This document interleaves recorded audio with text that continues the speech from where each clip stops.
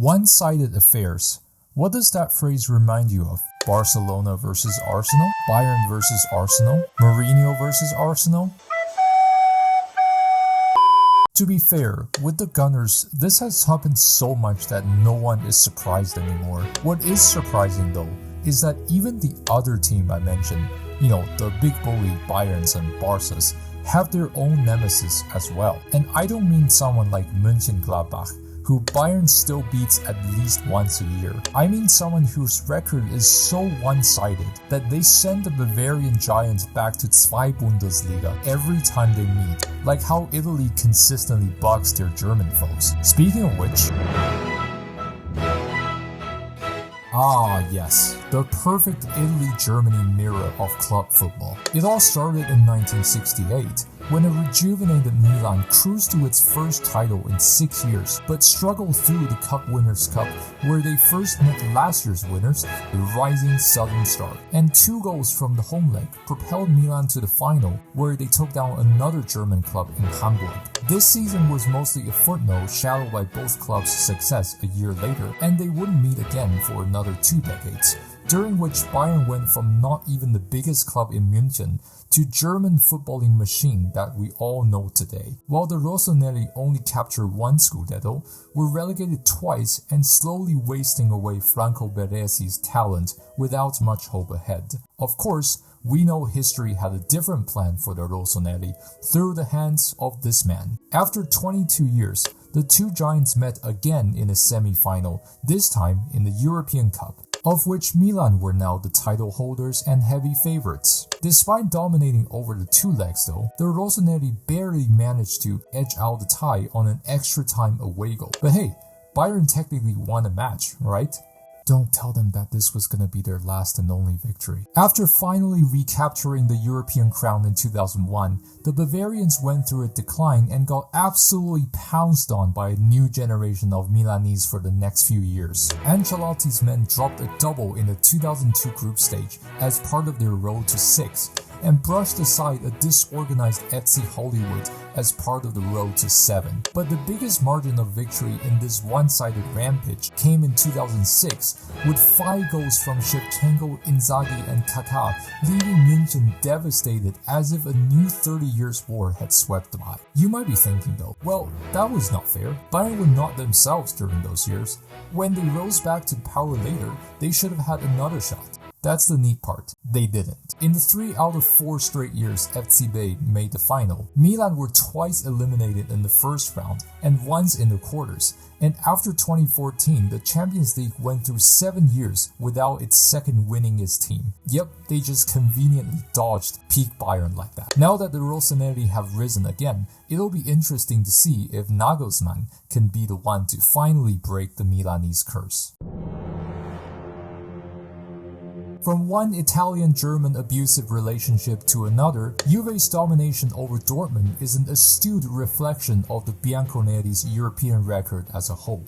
You'll see what I mean. BVB entered their second golden age in the 90s under the leadership of Ottmar Hitzfeld. The club consistently qualified for Europe only to be consistently eliminated by Italian clubs, especially the biggest one. First, a hard-earned run to the UEFA Cup final were brushed aside by Trapattoni's old lady, who came back 2 years later to inflict the same fate in the semis under Lippi's guidance, as if to deliberately stir the pot. Later that year, UEFA put these 2 teams in the same Champions League group, where Dortmund finally tasted victory against Juve, but not before the latter had already locked up top spot with 4 wins, including a 3-1 comeback at the Westfalenstadion. That scoreline was repeated when they met for the 3rd season in a row, but this time, let's say they finally came on the losing side in probably the one game they most shouldn't have lost the dominance, the Champions League final.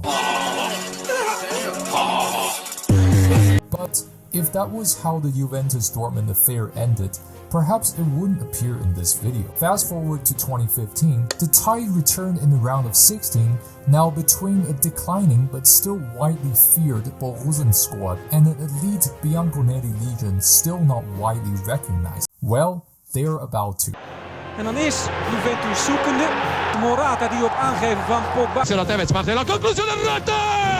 A domicilio, ancora un gol. This result pronounced the shocking death of Dortmund's Jurgen Klopp era to the rest of Europe, and on the other hand reiterated my point at the start. You see what I mean? The sheer duality of Le Tigre in two-legged ties and single-game final. Like, if UEFA ever considers a home and away final for the Champions League, we'd all know who proposed it.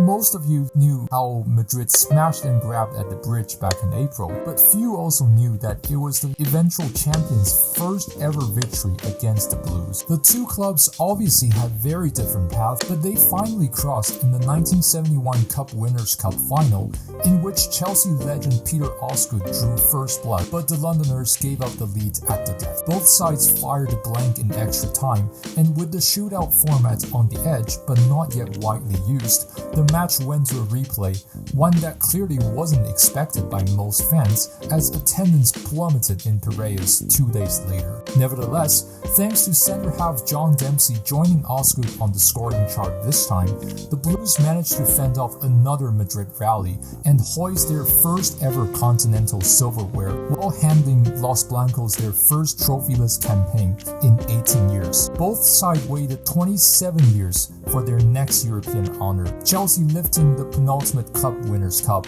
and Madrid found their long-lost European Cup. And we know what that means. In the first single-match Super Cup held in a neutral venue, Gus Poyet from range belted in one of the most iconic goals of the pre-Roman era. And it's Poyet with his right foot, and Chelsea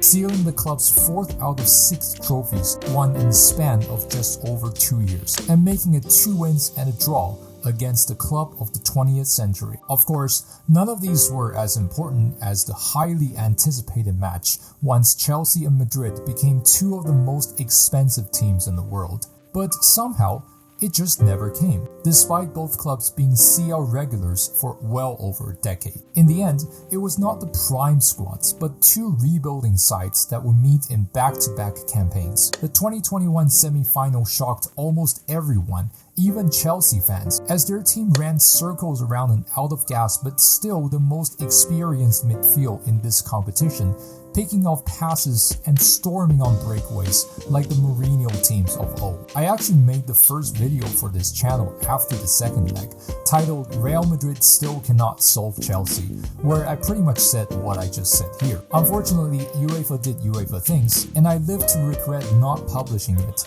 because the very next year, we were solved at last.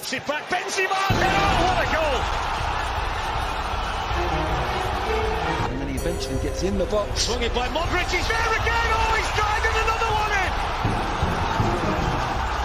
It's a bit sloppy there from Mendy, and here's the chance, and there's the hat-trick! Karim Benzema!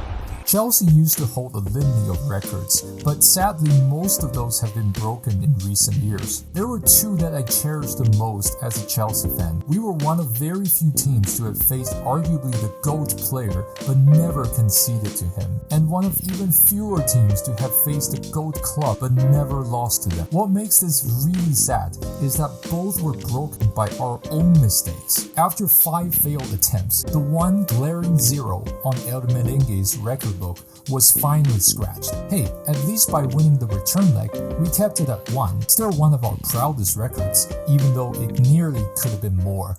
Damn you, Modric! So there you have it, 3 one-sided head-to-heads you probably didn't expect, and this has been a pilot episode, which means with your support I will continue with more records like this, and maybe even the opposite, because there's many surprisingly even contests between the Davids and Goliaths of football. Thanks for watching, till next time. He's away from Courtois, he scores! What a start for Chelsea! A goal in the semi-final inside 14 minutes, and Christian Pulisic gets it for